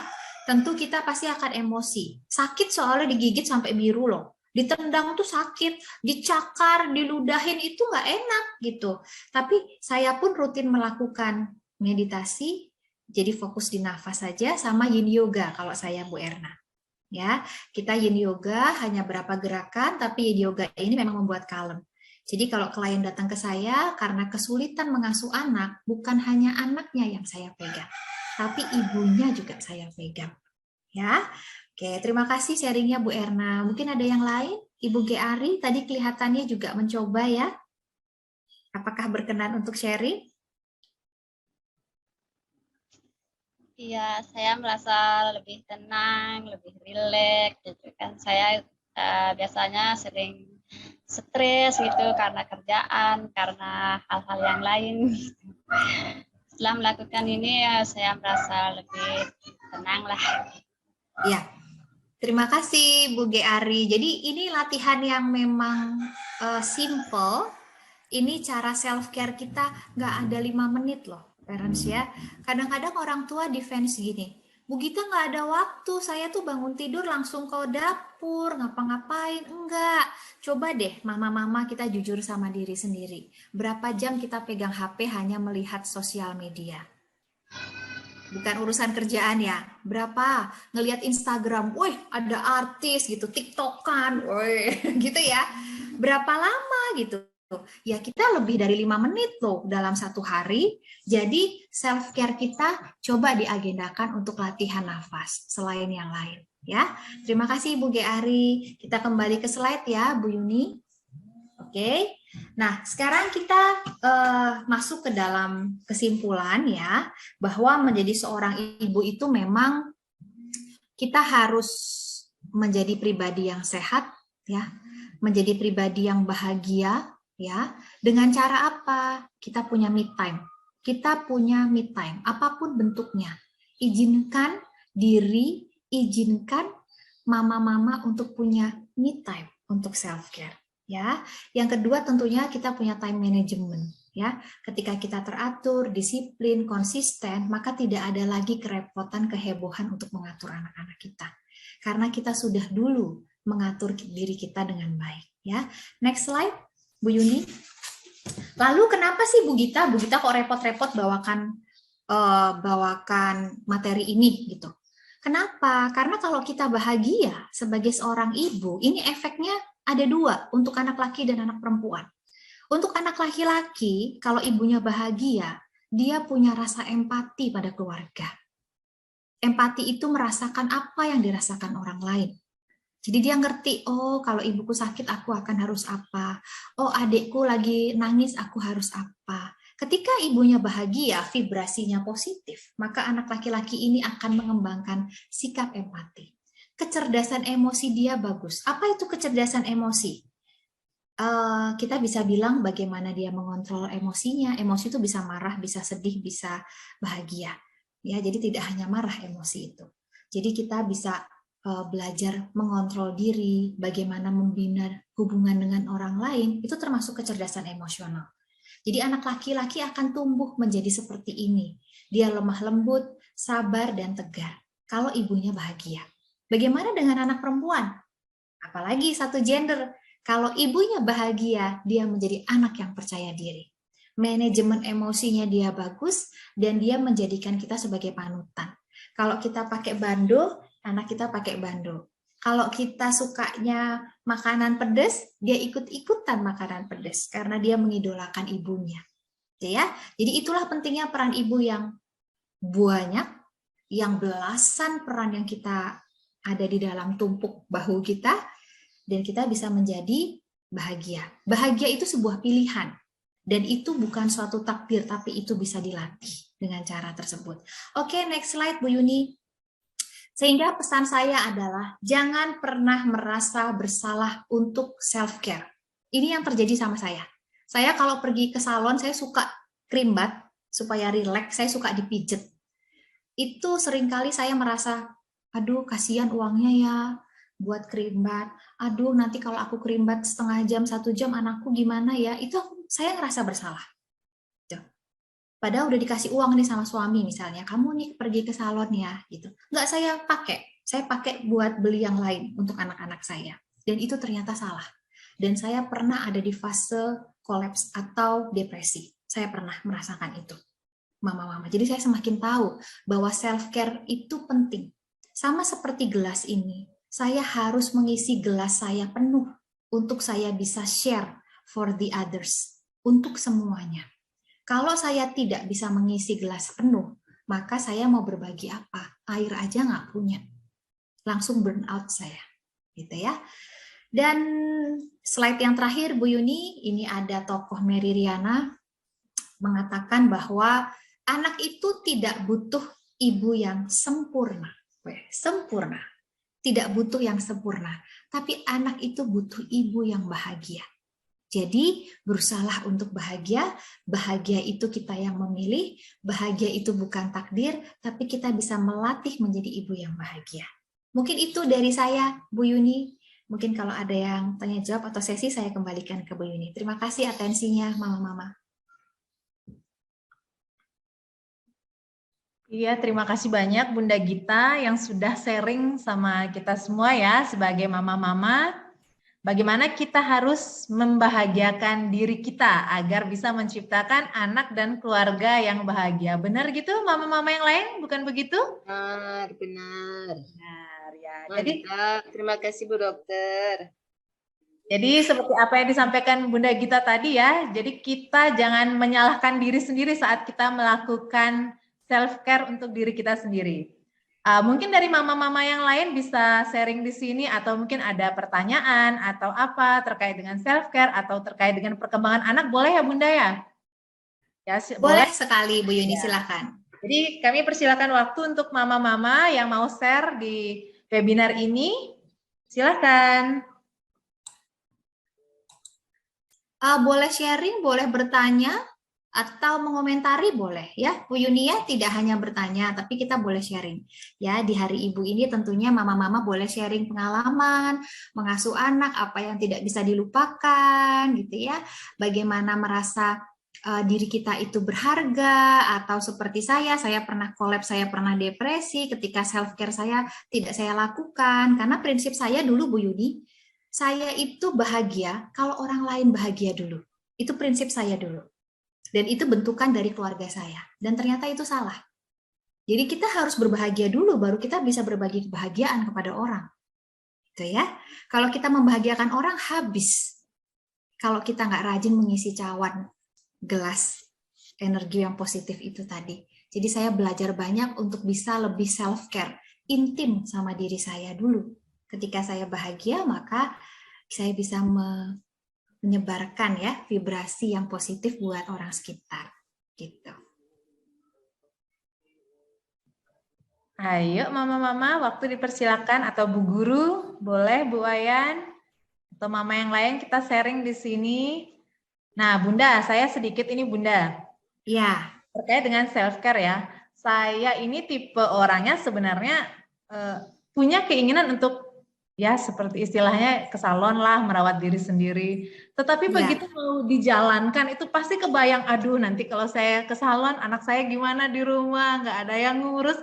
Jadinya gimana ya, mau keinginan untuk itu punya rencana setiap sebulan sekali minimal kayak Bunda gitu kerimbat di salon. Tapi kepikiran, aduh nanti siapa yang nungguin di rumah ya. Terus terang saya nggak punya pengempu di rumah. Jadi kalau anak-anak saya kerja itu, anak-anak kan saya titip. Jadi Sabtu Minggu itu memang me time sama anak-anak kan. Kalau saya harus tinggal ke salon, sama siapa mereka di rumah lagi, berpikir seperti itu, gimana ya cara mengatasinya ya Bunda?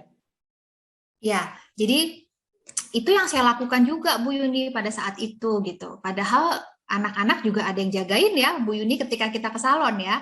Tapi ternyata satu, kita harus punya mindset nih Bu Yuni, bahwa kita dulu self-care tadi. Kalau kita nggak self-care, kita nggak bisa menjadi ibu yang lebih lagi, lebih bahagia maksud saya.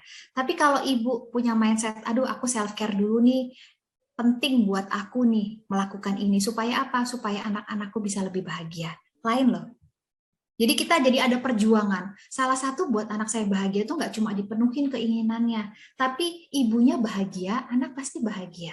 Jadi itu yang akhirnya kita berjuang. Rasa males, rasa nggak enak, rasa bersalah, itu pupus. Karena kita berpikir ini self-care saya untuk merawat diri saya. Supaya saya menjadi ibu yang lebih baik. Bukan ibu sempurna ya, nggak ada yang sempurna. Tapi ibu yang lebih baik yang setiap hari mau belajar. Itu sih kalau saya Bu Yuni. Jadi betul-betul kalaupun tidak bisa ke salon, ada alternatif yang lain tadi Bu Yuni. Saya kadang-kadang 15 menit saya bergerak yin yoga, itu saya lakukan pas anak tidur. Jadi saya nggak ngerasa bersalah. Tapi resikonya adalah saya bangun jam 4. Gitu ya. Jam 4 harus bangun untuk yin yoga dan meditasi. Jadi tidak ada banyak pilihan Bu Yuni. Kalau Bu Yuni tidak berkenan meninggalkan anak, tidak melulu harus ke salon, ada juga pilihan yang lain yang Bu Yuni bisa lakukan. Mewarnai itu menjadi art terapi juga.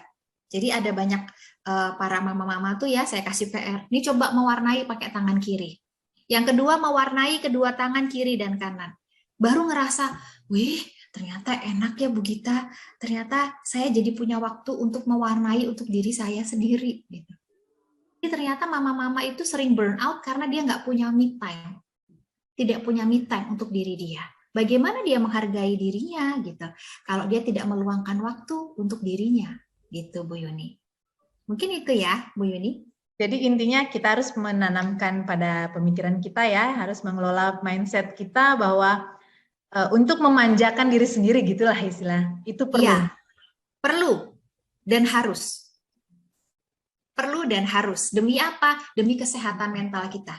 Betul Ya, kesehatan mental kita. Sehingga kita bisa mengarahkan anak kita lebih sehat mental juga. Seperti itu Bu Yuni. Oke, terima kasih Bunda. Mungkin mama-mama yang lain gimana? Ayo kita sharing. Kapan lagi loh kita ditemani oleh Bunda kita? Ada yang mau sharing mungkin terkait pengalaman sebagai seorang ibu? Bu Wayan Mundri itu rasanya angkat tangan. Oh, silahkan Coba Ibu. Bu Wayan aktifkan dulu gini ya Bu, speakernya, mikrofonnya. Mikrofonnya.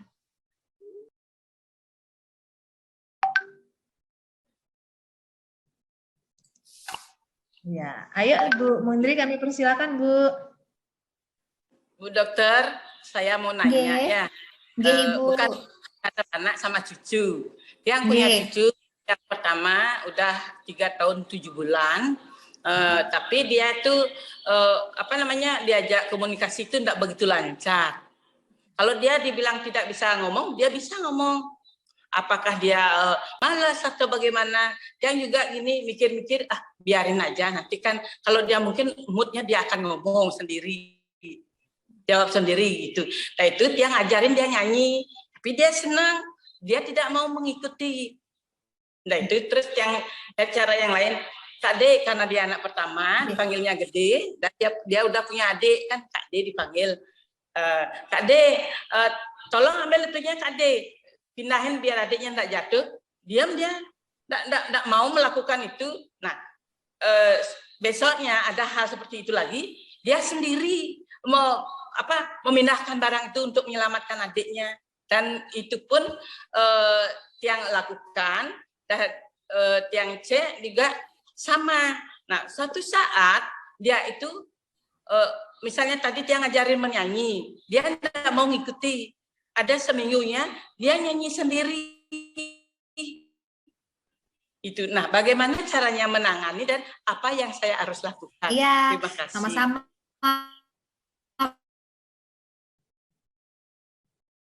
Bu Mundri, tadi saya 3 tahun 7 bulan. Ini mungkin sedikit ini ya Bu Yuni ya, kita bahas ini ya, perkembangan anak nggak apa-apa ya. Ya.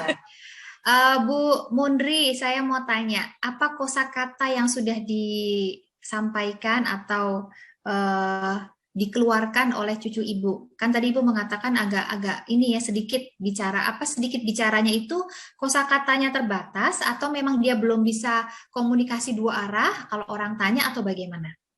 Dia sudah bisa komunikasi 2 arah, itu sudah bisa, kadang tidak, kadang-kadang dia mau nyaut, kadang-kadang tidak.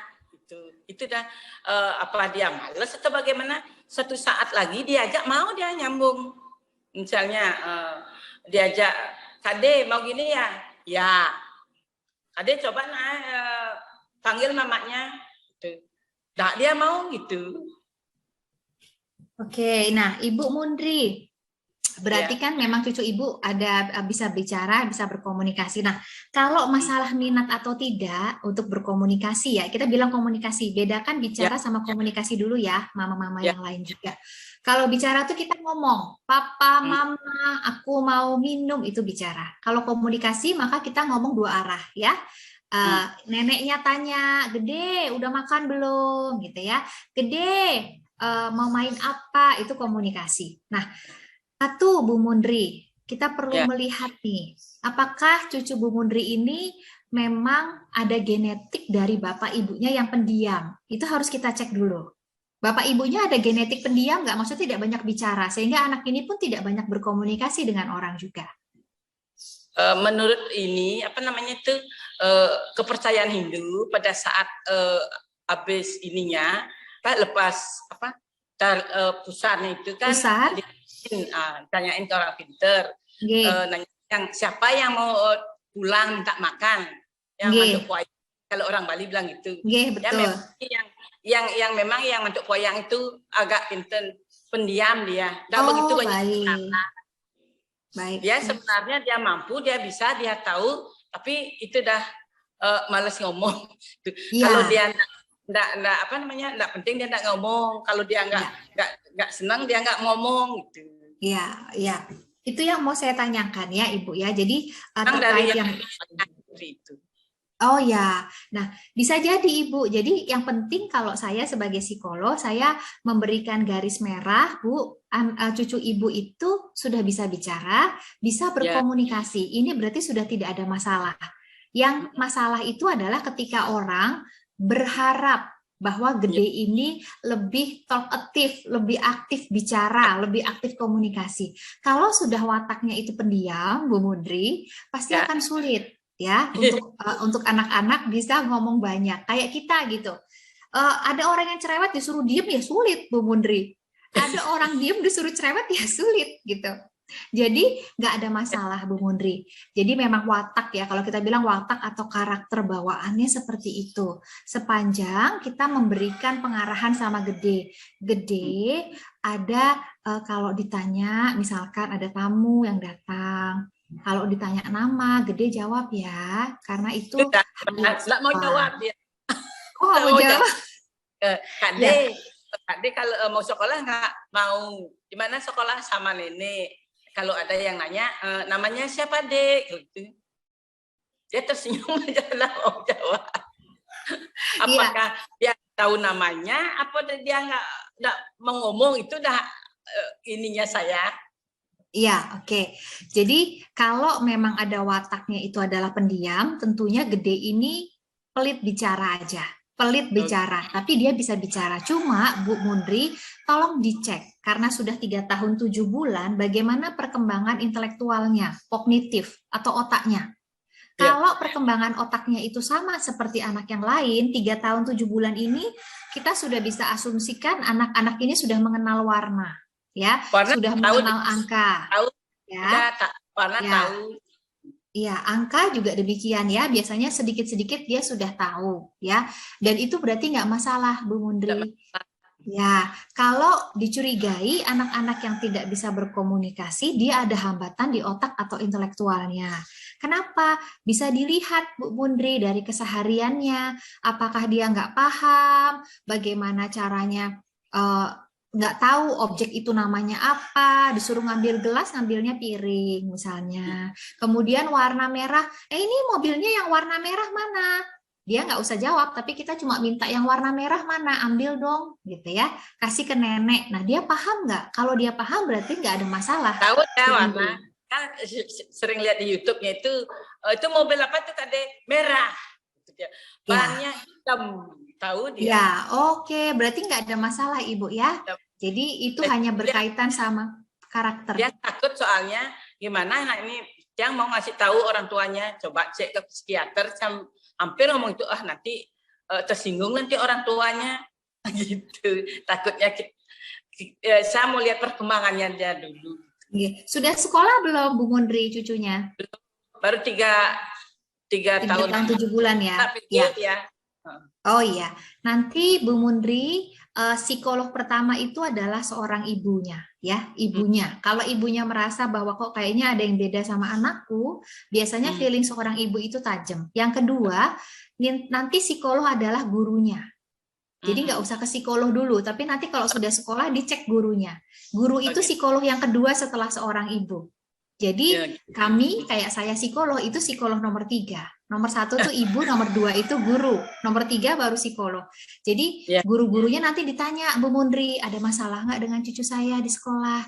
Gimana dia dengan yang lain? Kalau ada perbedaan jauh, bisa diasumsikan cucunya Bu Mundri memang perlu dikonsultasikan dengan psikolog. Gitu. Mungkin itu ya, Bu Mundri.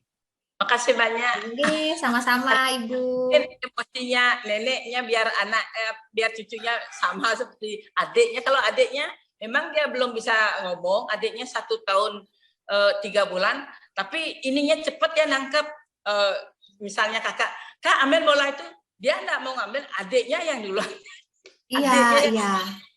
Iya, tapi mungkin satu isi rumah harus kompak ya, artinya tidak ada seorang pun yang mau dibandingkan ya Ibu ya. Jadi memang iya betulan loh ya, dan ini bisa menjadi luka batin tersendiri. Iya, betul. Jadi kita bisa hargai saja bahwa anak itu perkembangannya berbeda-beda. Hanya saja ketika kita menemukan anak atau cucu kita terlambat, ya kita harus gerak cepat, colong konsultasi gitu, karena kalau nanti ibu atau mama-mama di sini ya punya anak yang memang ada keterlambatan, kalau sudah usia 6-7 tahun, kami para psikolog agak kesulitan menangani. Bukan tidak bisa, tapi lebih sulit. Kalau dia masih balita, seperti Bu Yuni sampaikan, golden age tadi, dia masih mudah dibentuk. Lebih cepat. Iya, lebih cepat. Ya, mungkin itu Bu Mundri. Terima kasih pertanyaannya. Ayo, terima kasih Bu Mundri ya atas sharingnya hari ini. Untuk ibu mama-mama yang lain, ayo saya persilahkan jika ada yang mau sharing atau bertanya, entah itu mengenai ibu atau mengenai anak, kami persilahkan. Oh ya, mamanya Tuadi. Ayo mamanya Tuadi bisa di-unmute-kan mikrofonnya. Iya, silakan. Saya mau sharing ya, Bu Gita. Silakan, Ibu G. Ari ya? Ya. Saya adalah seorang ibu rumah tangga yang hari-hari saya hanya di rumah, kerja pun dari rumah. Saya hampir tidak pernah merawat diri, karena hari-hari saya hanya kerja, dan kerja. Karena saya pikir keluarga itu nomor 1. Kalau saya nggak kerja, nanti gimana dengan keluarga saya? Makanya saya di sini ya, emosi saya sering meluap gitu. Emosi, kadang merasa tertekan gitu. Itu gimana caranya saya mengatasi agar saya tidak emosian? Iya, terima kasih Bu G. Ari. Hari ini memang kita belajar itu ya, Bu G. Ari ya. Dari sekian pilihan, Bu G, kita harus tahu dulu nih, Ibu sebagai ibu rumah tangga, saya tuh juga pernah saya cerita pas di awal ya, saya itu ibu rumah tangga itu selama 2 tahun, anak saya 3. Jadi saya 6 tahun itu menjadi ibu rumah tangga murni. Di mana saya jam 3 itu bisa bangun hanya untuk cuci baju. Jam 3 pagi, itu setiap hari.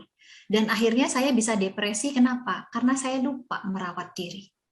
Jadi saya rutinitas aja tuh, jam 3 pagi nyuci baju, masak ya, kemudian anak-anak dipegang sampai seterusnya gitu. Akhirnya saya collapse sendiri, gitu ya.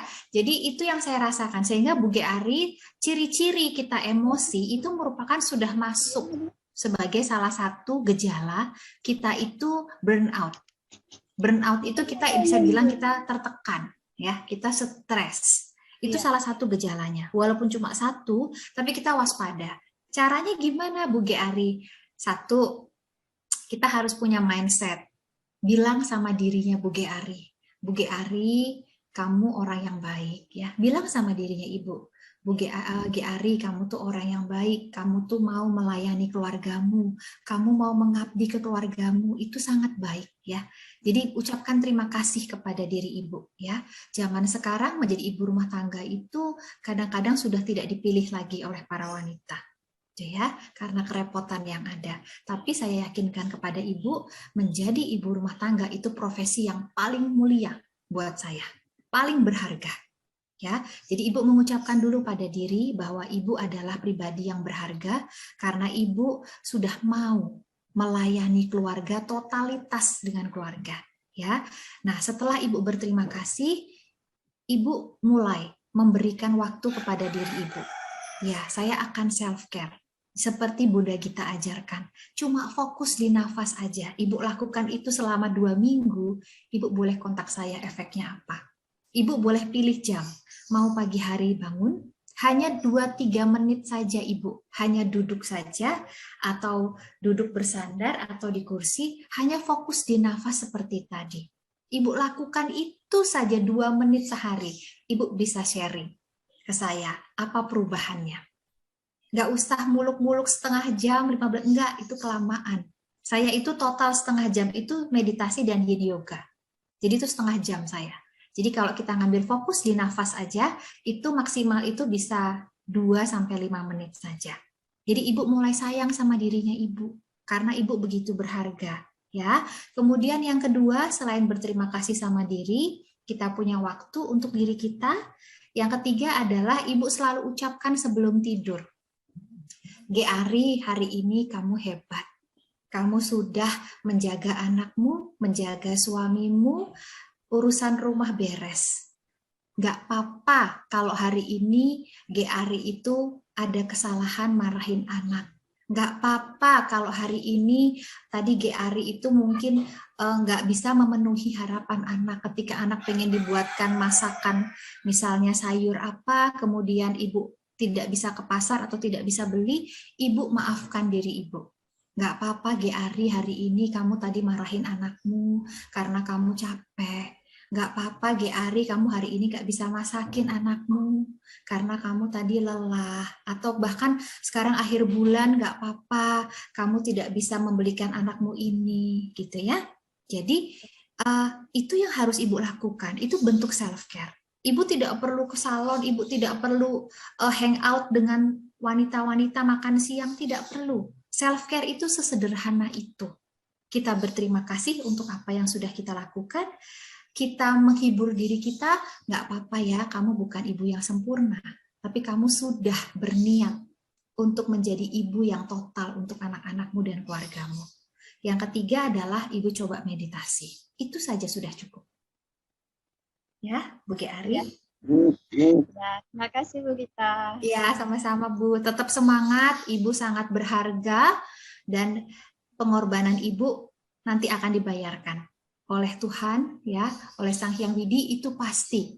Saya cerita sedikit ya, Bu Ari, mungkin ini bisa menginspirasi. Pada saat saya punya anak pertama, Bu Yuni juga dan mama-mama yang lain, saya sedang S2, saya tinggal tesis aja. Lalu saya menikah dan saya punya anak, lalu saya mendedikasikan waktu saya untuk anak saya pertama, saya membuat diary dia, ya 1 tahun pertama, saya nggak bawa ya kebetulan, ada saya clipping foto mereka, dan saya sering diejek. S2 kok megang sapu pel, S2 kok cuma di rumah, S2 kok bla bla bla. Tapi saya yakinkan ke diri saya, Bu Ari, Gita, kamu melakukan hal yang tepat. Kamu melakukan pengorbanan yang nggak sia-sia. Ternyata apa, Bu Ari? Saya S2 memang 5 tahun. S2 harusnya 2 tahun. Saya 5 tahun. Tapi saya diberikan sebuah anugerah, ya, sebuah kado dari Tuhan. Saya menjadi wisudawati terbaik. Jadi saya nggak sia-sia. Saya akhirnya belajar. Pengorbanan menjadi seorang ibu rumah tangga itu sangat berharga, Bu Ari. Ya, yang balas itu nanti Tuhan yang balas kita dengan segala pengorbanan kita. Jadi jangan pernah merasa tidak berharga, jangan pernah merasa minder, jangan pernah tidak melakukan apa-apa untuk keluarga karena tidak menghasilkan uang banyak, tidak berpakaian rapih, hanya daster saja, tidak. Kita wanita yang sangat berharga. Ya, Bu Ari ya. Mungkin itu sedikit sharing saya. Terima kasih Bu Ari, Bu Yuni. Sama. Terima kasih sekali Bunda Gita dan Bu Ari untuk sharingnya. Mama yang lain bagaimana? Mama yang lain? Mungkin ada yang mau, tidak mau mengungkapkan secara langsung ya, boleh melalui WA ke saya, nanti saya menyampaikan sama Bu Gita. Jadi Bu Gita tinggal membahasnya saja ya. Iya, boleh sekali. Saya senang Bu Yuni kalau ada yang perlu juga boleh diberikan HP ya, kontak ke saya karena saya juga kebetulan kemarin membentuk komunitas ya wanita berharga. Karena nampaknya para wanita ini perlu diajari cara menghargai diri sendiri ya, diri sendiri. Gitu. Apalagi di masa pandemi ini Bunda ya, saya jujur sendiri nih. Sebagai orang tua di masa pembelajaran online ini cukup merasa kadang-kadang itu mumet sekali menghadapi anak di rumah karena beda profesi. Walaupun sebagai seorang guru di sekolah kita menghadapi murid, dengan di rumah menghadapi anak itu jauh sekali sendiri. Keluar tanduk ya, keluar tanduk. Iya. Jadi di rumah itu untuk mengontrol emosi itu terkadang susah. Apalagi dengan punya anak lebih dari satu. Sebagai orang tua harus memposisikan diri sebagai guru, anak yang satu harus kita ajarin hal yang lain. Sedangkan yang satu harus juga kita ajarin dalam waktu yang bersamaan itu sama-sama harus memegang dua anak dengan karakter yang berbeda. Terkadang itu benar-benar membuat pusing. Aduh, coba kalau ini sekolahnya cepat normal, kan enak, saya nggak perlu susah-susah di rumah. Kadang-kadang kan sebagai orang tua punya kan pemikiran seperti itu. Betul. Bagaimana itu Bunda, jika kita sebagai seorang ibu mengalami hal seperti itu? Ya, seperti materi hari ini nih, Bu Yuni, paling simpel buat saya selama saya menghandle klien ibu rumah tangga, itu meditasi. Itu paling simpel. Karena kita di rumah, kita tidak usah meninggalkan rumah, ya. Yang kedua, kita belajar untuk mengatur waktu. Kita mau pagi, mau malam setelah tidur anak-anak, atau kita pas bangun tidur, itu paling gampang Bu Yuni. Coba deh Bu Yuni rasakan nanti ya, ketika meditasi atau fokus di nafas ya, hanya 2-3 menit sehari itu bisa membuat hari Bu Yuni satu hari itu akan lebih indah. Saya merasakan itu soalnya ya, apalagi saya punya anak spesial juga, anak Down syndrome. Pasti dia juga, energi saya harus full. Ya, saya nggak cuma sebagai psikolog bekerja di ini ya, puluhan murid saya di kelas gitu, tapi juga di rumah saya menghadapi sendiri anak saya yang spesial nih. Sehingga kalau saya nggak pinter-pinter menjaga diri, ya saya burn out, depresi lagi. Begitu. Ya kuncinya hanya itu Bu Yuni, me time, self-care. Tidak ada yang lain selain jawabannya itu, Bu Yuni. Ya, itu sekali. Ya, jadi terkadang di rumah itu kan karena kita saking keselnya ya, kerjaan rumah numpuk, kerjaan dari kantor juga numpuk, belum lagi urusan anak. Terkadang kita sampai bisa bentak anak, ya kan? Tapi setelah membentak anak itu ada perasaan menyesal. Salah. Ya. Saya tadi sudah marahin anak saya. Iya. Jadi memang kita sebagai wanita harus sadar diri ya, bahwa sebelum kita tuh perannya tuh nggak ringan ya. Kita semua tadi ya, sebagai psikolog, sebagai pendidik, sebagai guru, sebagai panutan, motivator dan lain-lain. Jadi memang saya berharap para wanita, ayo kita punya me time ya, ayo kita self care. Sosial media itu menjadi hiburan salah satunya buat para wanita. Tapi tidak jarang juga sosial media itu menjadi penyebab stres buat ibu rumah tangga. Ya, karena kita seringkali melihat rumput tetangga lebih hijau. Ya, jadi kita bagi waktu kita, sosial media, meditasi, yoga, olahraga gitu ya, tidur yang cukup, itu kita harus bisa time management di sana. Ya, Bu Yuni, mungkin itu dari saya. Ya, terima kasih Bunda Gita. Ayo yang lain nih, mama-mama, ini ada yang mau nitip pesan melalui saya, tapi masih diketik nih. Iya. Boleh, silahkan. Oke, Bu Yuni, karena ini mungkin waktunya kita udah mau jam 11 ya, saya minta satu slide lagi, yang terakhir Bu Yuni share screen untuk para bapak-bapak. Nah, saya rindu sebenarnya Bu Yuni bahwa saya pengen para mama-mama di sini atau ada peserta bapak-bapak bisa menyadari perannya. Ini nih PR buat saya. Kadang-kadang pengasuhan itu PR-nya ditumpahkan kepada seorang ibu. Di sini saya mencatat mama-mama, fenomena lapar ayah. Ayah itu ada dua, hadir. Ketidakhadiran secara fisik, ataupun ayah itu hadir tapi emosinya nggak ada. Jadi ini adalah fenomena lapar ayah, di mana peran ayah itu sekarang sudah kabur. Dan ini menjadi catatan khusus, PR khusus buat kami para psikolog. Ya, ayah ini hadir secara fisik, ya, tapi secara emosi dia tidak banyak terlibat. Ya, ayah ini hadir juga, atau dia tidak hadir, atau dia tidak hadir secara fisik karena kerja di luar kota, ya, dan lain sebagainya. Itu memungkinkan anak-anak fenomena lapar ayah. Mari kita lihat mama-mama. Di sini ada penelitian.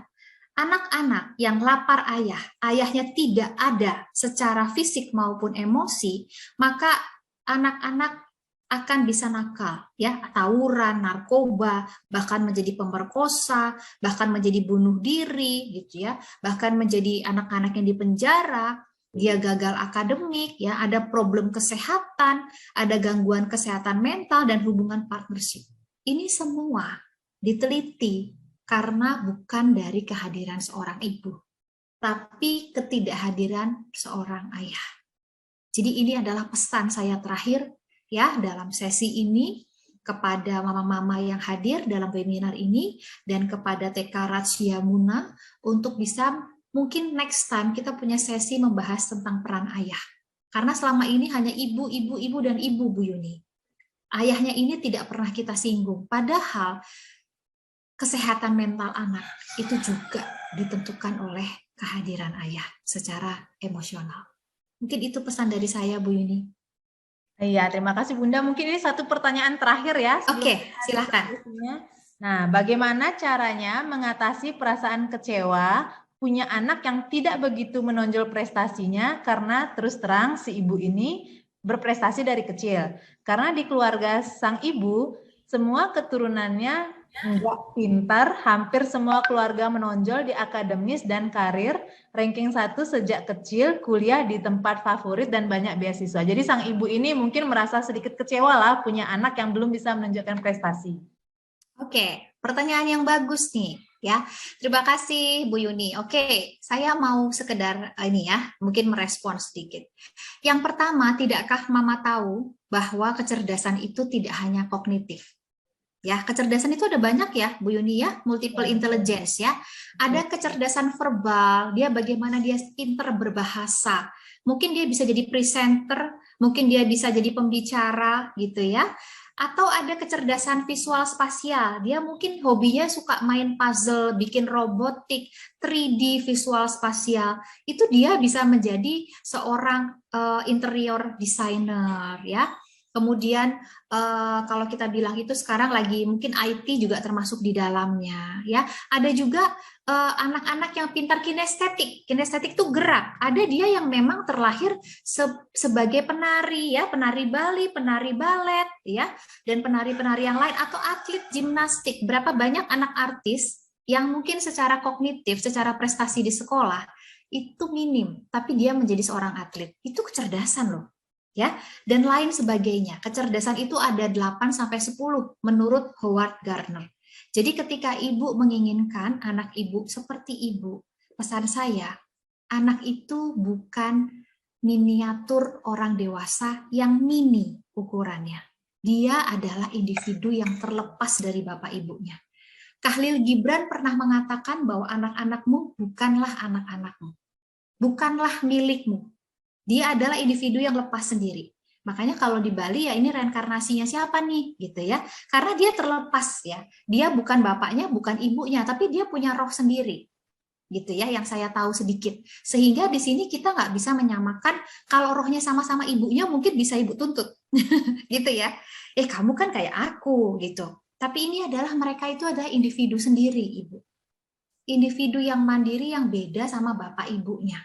Ya, itu yang pertama, jangan pernah melihat bahwa anak kita itu adalah orang dewasa yang ukurannya mini. Mereka adalah anak-anak yang punya dunia hidup sendiri. Mereka digariskan Tuhan turun ke dunia dengan fungsinya masing-masing. Kalau nanti ibu misalnya seorang dokter, anak ibu dokter, suami dokter, semuanya dokter, yang mau jadi guru siapa? Ya, yang mau jadi pilot siapa? Ya, yang mau jadi arsitek siapa? Nggak ada. Jadi semua orang terlahir dengan fungsinya, panggilannya masing-masing. Yang kedua, kecerdasan akademik itu hanya 2. Mat ya, logika math sama verbal linguistik. Hanya itu saja. Bahasa dan berhitung. Tapi di balik 2 kecerdasan ini, mama-mama yang bertanya tadi, itu masih ada 8 kecerdasan yang lain loh. Jadi jangan fokus kepada academic skill saja. Ya. Terus yang ketiga, biarkan anak ini bertumbuh dengan tanpa tuntutan. Ya, asalkan dia menjadi anak yang sopan, menjadi anak yang punya etika atau aturan, dia akan berkembang dengan menemukan apa yang menjadi bakat minatnya dia. Gitu. Academic skill itu kalau bagi kami terapis anak kebutuhan khusus itu ada di piramid yang paling atas. Jadi ini academic skill ini paling atas, dia itu masih ada lapisan bawah-bawahnya. Ya, jadi ini academic skill ini bukan menjadi orientasi buat para psikolog. Jadi ada bagian bawah-bawahnya, lapisan-lapisan yang lain yang hanya tidak sekedar berprestasi. Ya, anak saya dia berprestasi secara akademis, tetapi saya nggak nuntut dia dan saya nggak bilang bahwa saya meminta dia menjadi juara 1. Ya, saya lebih suka, saya lebih mengapresiasi anak saya kalau dia mendapatkan penghargaan karakter, Bu Yuni. Kalau di sekolah anak saya ada award ya setiap bulan, itu karakternya apa? Apakah caring? Apakah responsibility? Ya, jadi di sini saya lebih mengapresiasi itu. Hebat ya bulan ini kamu jadi anak yang caring for the others. Responsibility, kamu independent gitu. Saya lebih suka menghargai anak di sana. Karena sudah terbukti ya, ketika kita berhasil, kesuksesan kita ya Bu Yuni di dunia pekerjaan itu tidak terkait sama IQ kita. Itu saja ya. Jadi banyak teman-teman saya menghina saya. Gita cum laude, coba liatin dia pasti nggak bisa kerja. Karena cum laude itu ada kutukannya gitu bahasanya. Karena kenapa? Orang cum laude belum tentu dia bisa manajemen emosi dengan baik. Belum tentu dia punya kecerdasan emosional yang baik sehingga dia tidak bisa diterima di pekerjaan. Ya. Jadi prestasi akademik itu memang membanggakan. Tapi itu bukan adalah segalanya dan kita tidak berhak menilai anak kita hanya sekedar keberhasilan dia menjadi seorang juara. Mungkin itu ya, Bu Yuni ya. Ya Bunda, betul sekali Bunda. Anak-anak itu punya karakter masing-masing yang kita sebagai orang tua tidak bisa memaksakan kehendak kita kepada anak. Jadi pembentukan karakter itu sangat memiliki manfaat yang sangat luar biasa dibandingkan dengan akademik yang bagus tetapi karakternya yang mempunyai karakter yang sangat minim. Betul begitu Bunda ya? Iya, betul sekali, betul. Jadi Bapak Ibu sekalian yang mungkin saat ini mengalami putra-putri yang belum bisa menunjukkan prestasi dalam bentuk akademik, jangan kecewa, jangan patah hati, akan indah pada waktunya. Betul, ya. Betul. Jadi, akan matang pada waktunya tepat ya. Matang pada waktunya. Iya. Anak-anak begitu ya Bu Yuni. Jadi kita harus menghargai nih progres dia dan catatan saya Bu Yuni. Banyak orang nanti besarnya mereka punya luka batin itu bukan dari orang lain, tapi dari orang rumahnya sendiri yaitu keluarganya. Dengan apa? Pembandingan. Ini paling menyakitkan. Paling menyakitkan buat anak nantinya. Banyak klien saya yang depresi dan lain-lain itu akarnya adalah dia tidak dihargai sama orang tua dan karena dia dibandingkan sama saudara kandung ataupun keluarganya. Ini yang menjadi catatan ya buat mama-mama dan saya juga sebagai orang tua. Jangan membandingkan anak kita, hargai dia sebagai individu yang unik loh ya. Unik, tidak sama. Oke, terima kasih banyak Bunda. Untuk mama yang lain, apakah masih ada yang mau bertanya? Sepertinya sudah tidak ada pertanyaan lagi ya. Di HP saya pun tidak ada masuk pertanyaan lagi. Ya, saya mengucapkan terima kasih banyak kepada Bunda Gita. Jadi mungkin saya menarik sedikit kesimpulan ya Bunda ya. Untuk menciptakan keluarga yang bahagia, tentunya seorang ibu itu harus mampu membahagiakan dirinya sendiri terlebih dahulu ya. Jadi anak itu butuh ibu yang bahagia, bukan ibu yang sempurna. Tidak ada yang namanya ibu sempurna. Untuk itu, jangan pernah berusaha menjadi ibu yang sempurna, tapi jadilah ibu yang bahagia, Karena yang dibutuhkan anak bukan ibu yang sempurna, melainkan ibu yang bahagia. Seorang ibu yang bahagia tentunya akan menciptakan keluarga yang bahagia dan luar biasa. Ya, terima kasih kami ucapkan kepada Bunda Gita Kristiana atas sharingnya hari ini, atas waktunya hari ini. Terima kasih juga kami ucapkan kepada mama-mama yang ada di rumah. Semoga sharing kita hari ini dapat memberikan manfaat yang luar biasa untuk kita semua, agar kita bisa menjadi ibu yang lebih super, yang lebih luar biasa. Nah, kami dari TK Ratchamuna mohon maaf jika ada hal-hal yang kurang berkenan. Sekali lagi saya ucapkan selamat Hari Ibu untuk kita semua. Semoga kita selalu menjadi ibu yang semakin luar biasa. Tepuk tangan untuk diri kita sendiri. Untuk mama-mama, kita sebagai seorang ibu sudah memberikan hal yang luar biasa untuk keluarga kita. Mungkin hari ini tidak banyak pertanyaan dari mama yang ada di rumah karena masih dalam suasana kerja. Jadi mungkin tidak bisa sambil bertanya, tapi hari ini sharing dari Bunda Gita memberikan manfaat yang sangat luar biasa bagi saya dan mama yang lain. Semoga kedepannya Bunda masih bersedia untuk sharing dengan kita tentang perkembangan anak. Ya Bunda ya. Iya, siap. Selamat Hari Ibu untuk Bu Yuni dan untuk mama-mama semua. Kalian berharga semua. Kita layak untuk bahagia ya. Terima kasih. Untuk itu acara webinar ini saya tutup dengan Prama Santi. Om Santi, Santi, Santi, Om. Salam dan bahagia. Sampai jumpa. Bye. Terima kasih. Dadah. Dadah. Terima kasih.